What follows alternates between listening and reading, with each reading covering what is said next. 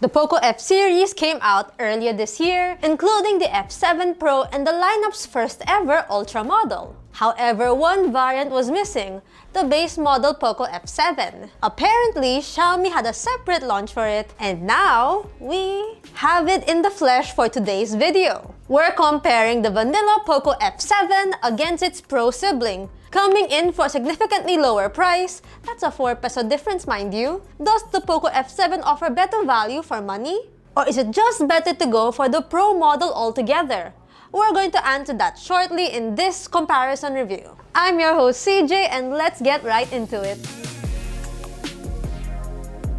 On the outside, despite both phones carrying the same F7 moniker, each have a distinctive design.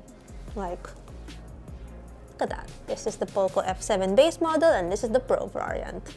The F7 Pro gets the same look as the Ultra model, rocking a two-tone finish with the top panel having a high gloss finish and the other large half is matte to the touch. We have the circular camera bump housing two cameras and some geometrical patterns designed around it. Our F7 unit is in the black colorway with color-matching metallic frame, and it has sleek, flat sides and a flat edge design. Moving over to the base model F7, it comes with a different look, defined mainly by its pill-shaped camera bump. It does feature a two-tone design as well, however the whole back panel is entirely in matte finish, making it less prone to smudges unlike its other color options, which are weirdly all in glossy finish. Not to mention, its design is much more minimalistic in our opinion, and that little green accenting on the camera island adds a really nice touch. It has a metallic frame and flat edge design just like the Pro model. For added protection, I'm glad to see that both are IP68 rated for dust and water resistance,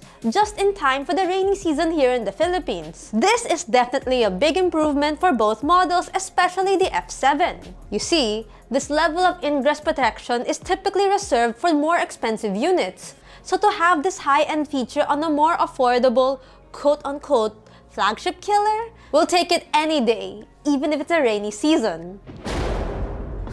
Now, putting them side by side, you'll notice another key difference: the size. While both phones almost measure the same thickness at 8.2mm, the POCO F7 is slightly wider and taller than the Pro model, so it's a bit hefty in the hand. Yet another difference to see between the two phones are rounded corners. The radius is much more pronounced on the base model than the Pro one. These changes make it look a little iPhone-ish, and with that kind of camera island design, perhaps the POCO F7 could almost look like an iPhone 16 from afar. Regardless, design is always subjective, and with the same level of durability, it's just fair to give them both a point this round. With a bigger frame also means a bigger screen. The POCO F7 sports a large 6.83-inch AMOLED display, and it's the biggest by far in any F-series device. It's got a 1.5K resolution, runs at a smooth 120Hz refresh rate, no LTPO here as expected, and peaks at 3200 nits of luminance. On the other hand, the F7 Pro has the usual 6.67-inch AMOLED panel, but with a higher screen resolution of wide Quad HD+. It also has a 120Hz refresh rate and the same level of peak brightness at 3200 nits. Both phones get a layer of Corning Gorilla Glass 7i on top for added drop and scratch resistance. In terms of visual experience, both are pretty solid. As expected from AMOLED screens, both models offer vivid colors, good contrast, and true deep blacks. When it comes to audio quality, I hear a slight difference. Both phones feature dual stereo speakers and are definitely loud, but the POCO F7 Pro sounds clearer in the mids and highs compared to the F7 that goes a bit muffled at max volumes. They both have a decent amount of bass,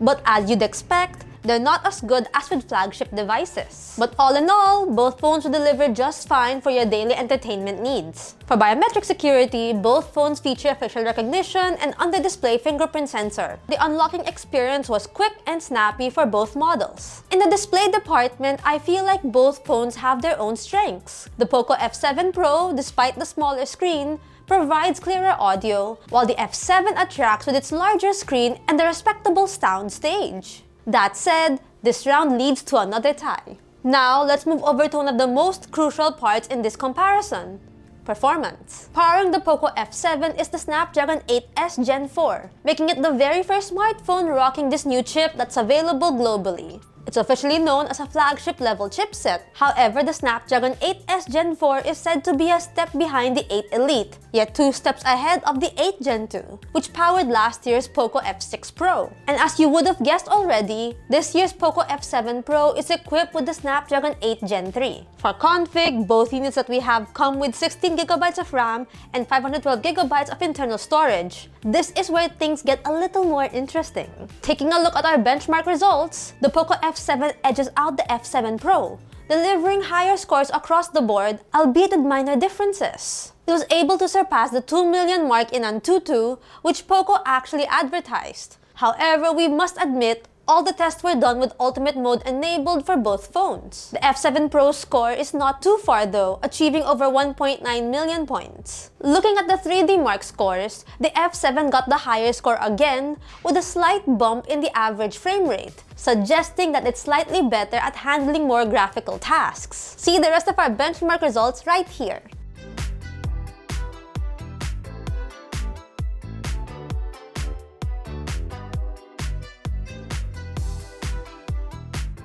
Setting the numbers aside, in real-world use cases, you can barely see any difference. You can expect solid performance for both phones, especially in gaming. Graphic-intensive titles like Zenless Zone Zero and Wuthering Waves ran smoothly at medium to high custom graphic settings with little to no stutters. One thing to note is that the POCO F7 tends to get relatively hotter than the F7 Pro. This might be due to the Snapdragon 8S Gen 4 being a new chipset, and maybe it isn't that optimized. In fact, we just got the latest software update with a changelog that reads, "Fix overheating issues in some cases." So there's that. We just hope that more software optimizations can be done in future updates. Performance-wise, both models are evenly matched. While the F7 features a newer chip, it doesn't offer a significant advantage over that of last year's actual flagship chipset. That said, it still delivers the kind of flagship-level performance you'd expect, and at a cheaper price too. Therefore, I'm giving it another tie in this round. As for cameras, on paper, both models feature a dual camera setup that includes a 50-megapixel main sensor with OIS and an 8-megapixel ultra-wide. At the front, both have a 20-megapixel selfie shooter. While images from both phones deliver sharp details and good contrast, the POCO F7 tends to produce cooler tones, whereas the F7 Pro leans toward warmer tones in typical shooting conditions. However, when it comes to portraits, the base F7 does a better job. It delivers more vibrant colors and generally performs better in portrait mode, offering a more acceptable focal distance. Be the judge of the image quality yourself with more sample shots right here.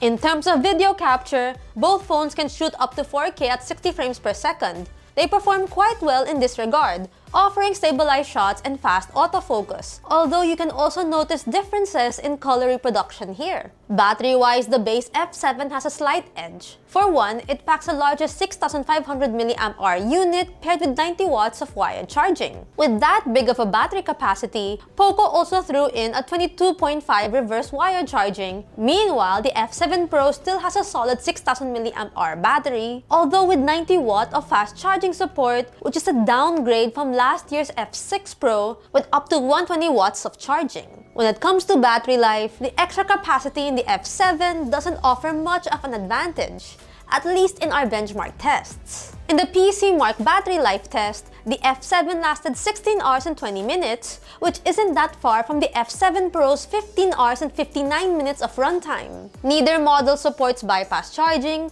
so keep that in mind if you plan to game while plugged in, as this could lead to higher heat buildup and potential battery wear over time. On the software side, both phones run Xiaomi's HyperOS 2 based on Android 15. The experience is virtually identical, complete with all the bells and whistles that HyperOS offers. Unfortunately, that also includes a significant amount of bloatware and system-wide ads. While you can manually remove or disable most of them in the settings, it's still quite a hassle, and sometimes ads continue to appear even after you've disabled them. It's not a deal breaker per se, but it certainly annoys some users, myself included.